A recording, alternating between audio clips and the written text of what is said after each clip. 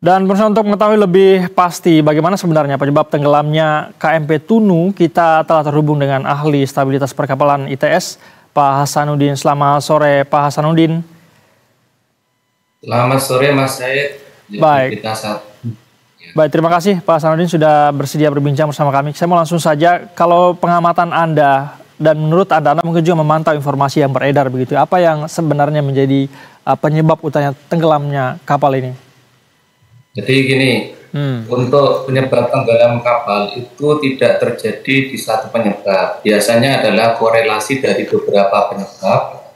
Misalnya saja yaitu adalah ada faktor internal di kapal.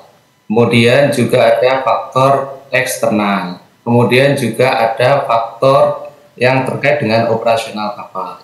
Misalnya saja yaitu adalah faktor internal. Ini bisa yaitu ukuran kapal ini terlalu kecil. Kemudian terhadap gelombangnya juga bisa. Kemudian yaitu ada jendela di ruang geladak kendaraan yang terbuka, sehingga memudahkan air masuk ke dalam kapal, sehingga kapal ini tidak stabil dan akhirnya terjadilah resurface atau turunnya stabilitas kapal. Kemudian juga ada yaitu kegagalan struktur, misalnya adalah terjadi kebocoran. Kalau kapal mengalami kebocoran, kapal akan mudah daya apungnya akan hilang atau berkurang, sehingga kapal itu mudah untuk tenggelam atau kapal mudah terbalik. Kemudian juga ada faktor eksternal, misalnya adalah tinggi gelombang. Tinggi gelombang yang tinggi itu juga akan menyebabkan respon di kapal yang berlebih. Kemudian kalau kita lihat di sini, ini juga di Selat Bali itu adalah dekat dengan pantai. Artinya apa? Di situ tipe untuk frekuensi gelombangnya itu biasanya mendekati lebar kapal. Artinya responnya sangat besar. Itu juga menjadi pengaruh. Kemudian juga ada faktor untuk operasional kapal. Misalnya adalah kelebihan muatan. Kalau kapal kelebihan muatan, tentu ya daya apung cadangannya itu sedikit dan memudahkan kapal untuk tenggelam. Kemudian ada misalnya kelalaian petugas misalnya. Itu juga bisa saja itu menyebabkan operasional kapalnya tidak berfungsi dengan baik sehingga membahayakan kapal.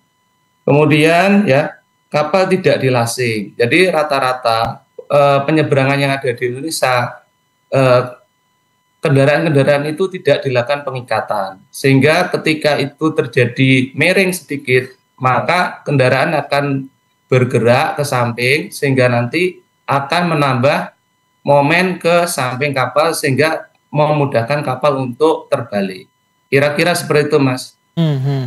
Baik, tapi Pak Hasanuddin, kalau Anda melihat spesifikasi dari kapal ini begitu ya, kira-kira kapal yang sejenis juga mungkin dengan KMP Pratama ini sudah pernahkah sebelumnya kejadian yang sama dan paling banyak penyebab tenggelamnya kapal sejenis ini apa biasanya?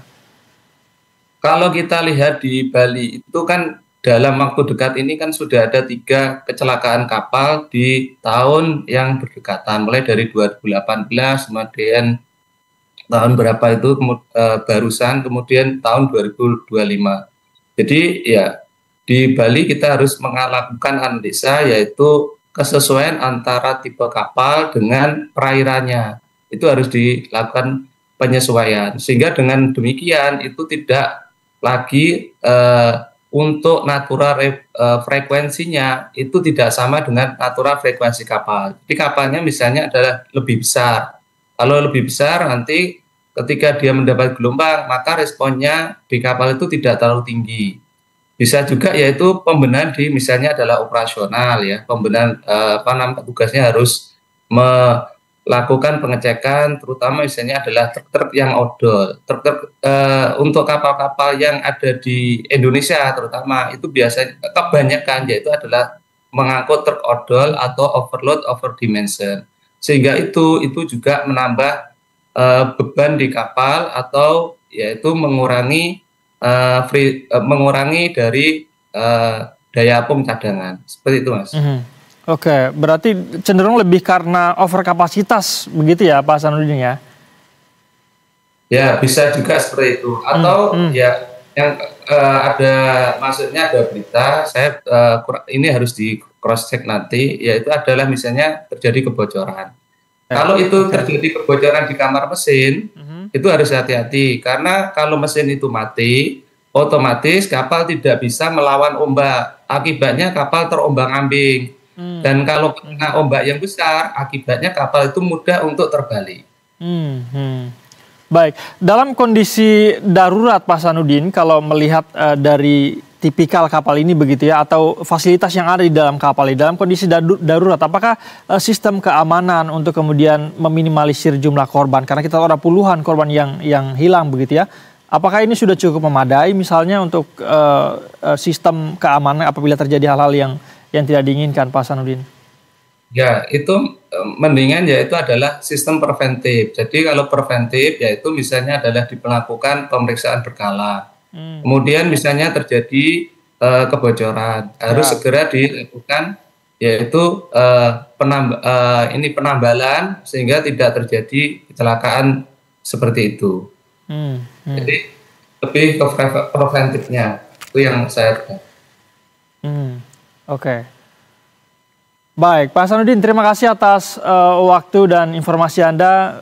Kita harapkan semoga proses evakuasi ini bisa berjalan lancar dan para korban segera ditemukan. Pak Sanudin, terima kasih atas kesempatan Anda. Selamat sore, Pak Sanudin. Terima kasih, Mas Said, untuk siap.